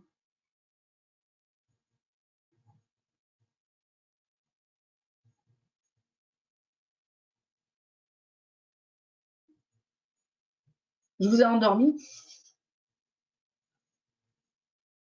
Non, c'était super. Par contre, je pense que peut-être nos amis modérateurs de la session reprennent la main. Merci beaucoup, Stéphanie. Sophie, on ne t'a pas entendu. Je pense que le micro est coupé. Non, toujours pas. Non. Ok.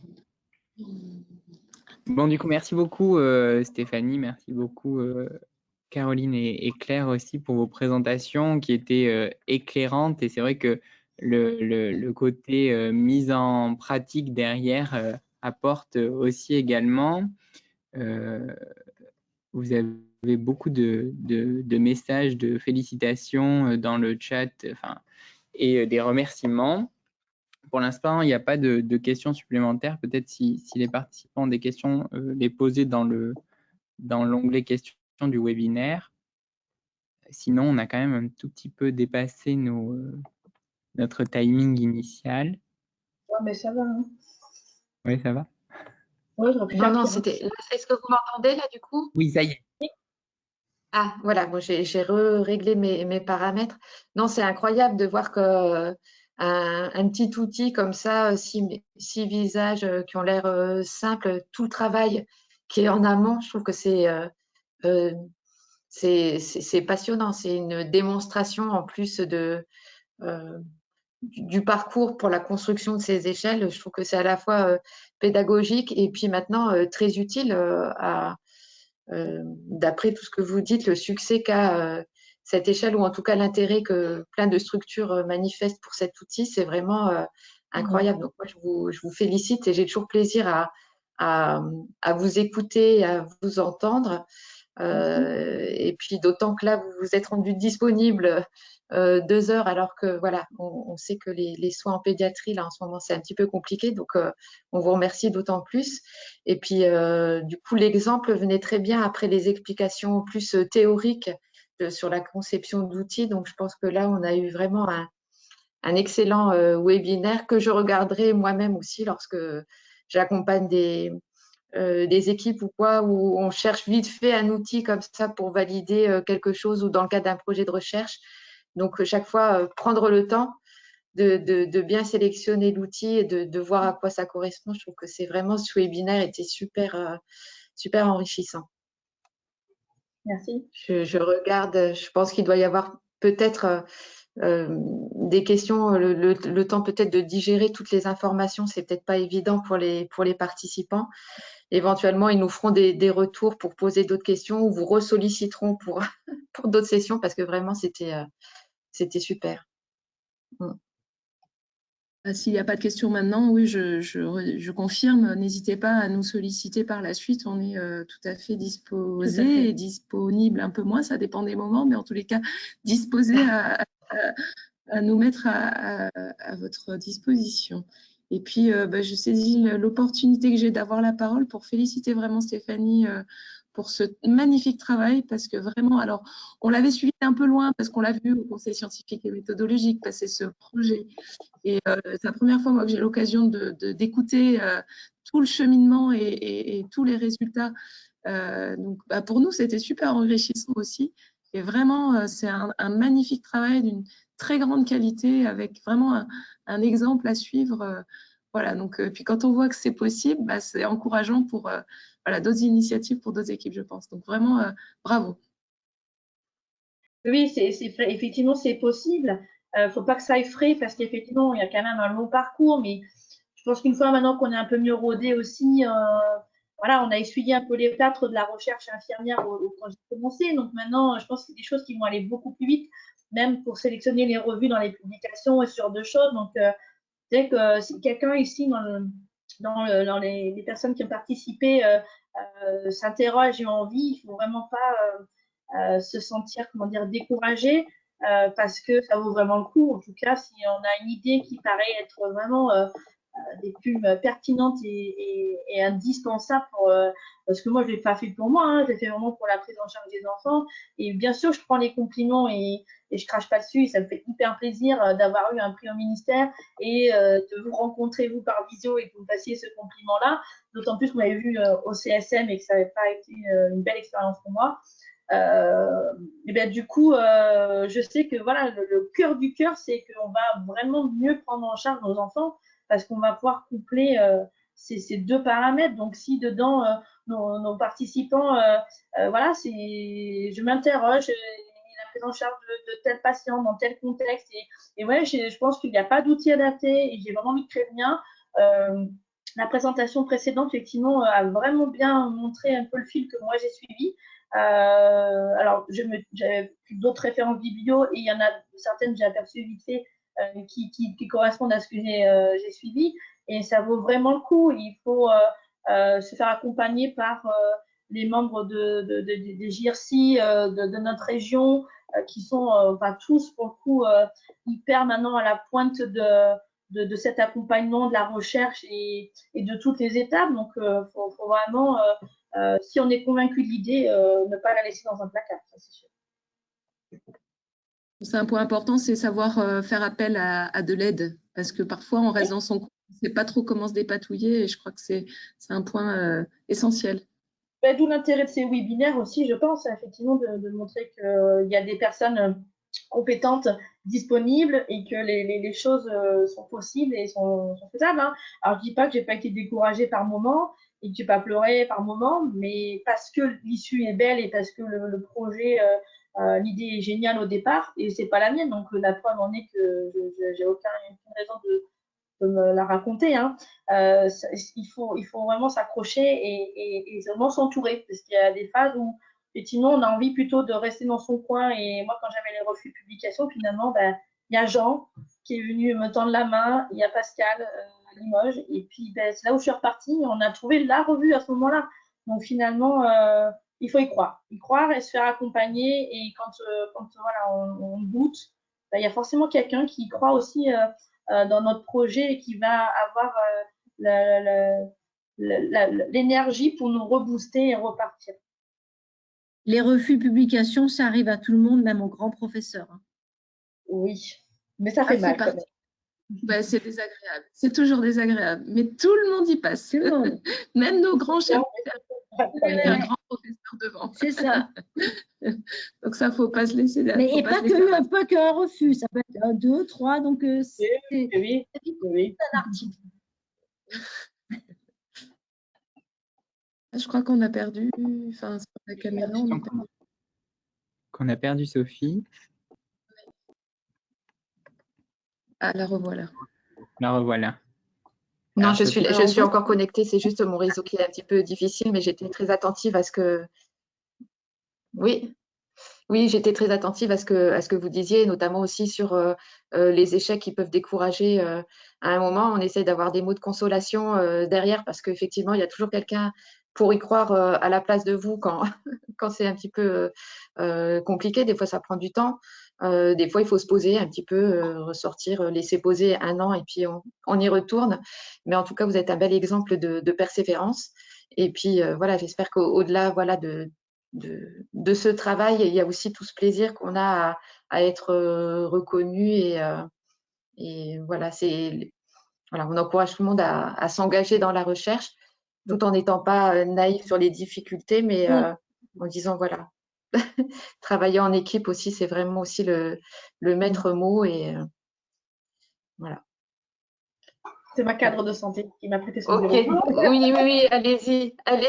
Ah, bonjour et merci d'avoir laissé Stéphanie se rendre disponible. On sait que c'est tendu là chez vous, donc merci beaucoup. On avait prévu, vous inquiétez pas. Je venais juste boire un petit coup. Voilà. On court. Mais ouais, on est heureux pour elle. Voilà, même si moi j'ai repris le flambeau il n'y a pas longtemps avec elle et puis prête à l'accompagner sur d'autres choses. Merci. Non, c'est la tête. Bonne journée tout le monde. Au revoir. Merci. Merci. Je pense qu'on va pouvoir fermer le webinaire. Merci de nous avoir invités. Sauf si vous avez encore un petit mot de la fin. Mais... Merci pour l'organisation. Il y a eu plein de messages encore qui sont arrivés de félicitations. Donc, et on vous le transmettra aussi tous les retours. Voilà. Merci à vous pour votre participation et à bientôt au prochain webinaire. Merci. À bientôt, merci. Au revoir, merci. Est-ce que toi tu peux bouger ça?